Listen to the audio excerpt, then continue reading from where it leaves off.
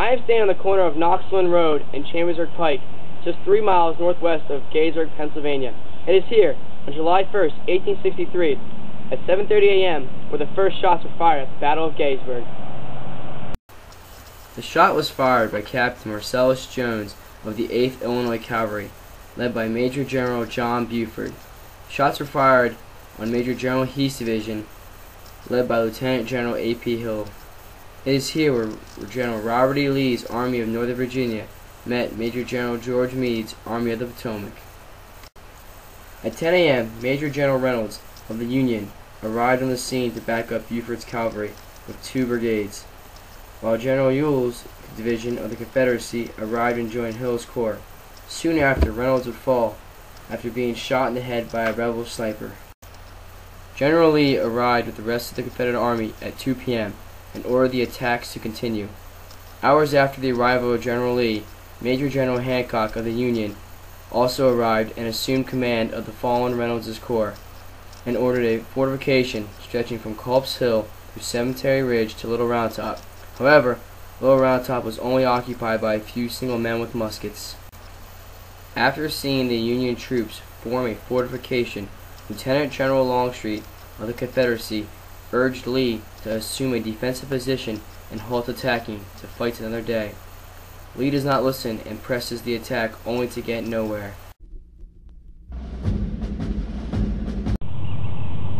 The second day of battle would end with the same results as the first day of battle for the Confederate Army, except besides being stopped at McPherson's Ridge and Culp's Hill, they would be held up here at Little Round Top by the heroic efforts of Colonel Chamberlain and the 20th Maine.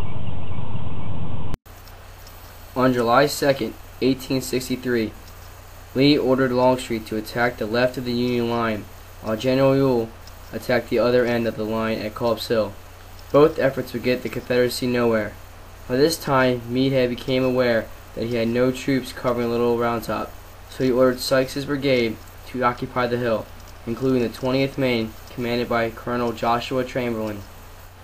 The main battle occurred at Little Round Top at 4 p.m., with the Texas Brigade, led by General Hood, who ordered Brigadier General Law to push forward from Devil's Den and up Little Round Top. General Law attacked with the 15th Alabama under the command of Colonel Oates.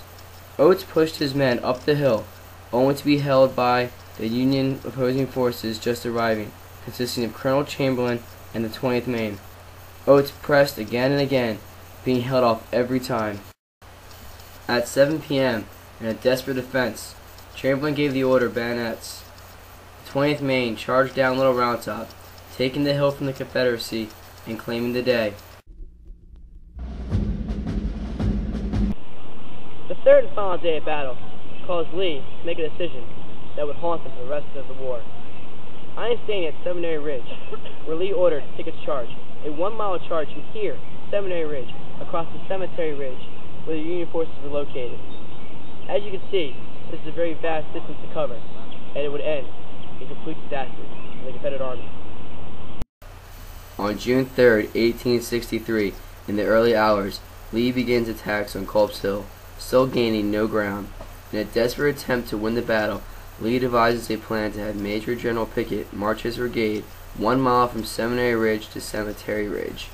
Prior to the march, the Confederate artillery would shoot 140 cannons at Cemetery Ridge at 1 p.m. to weaken the Union attack.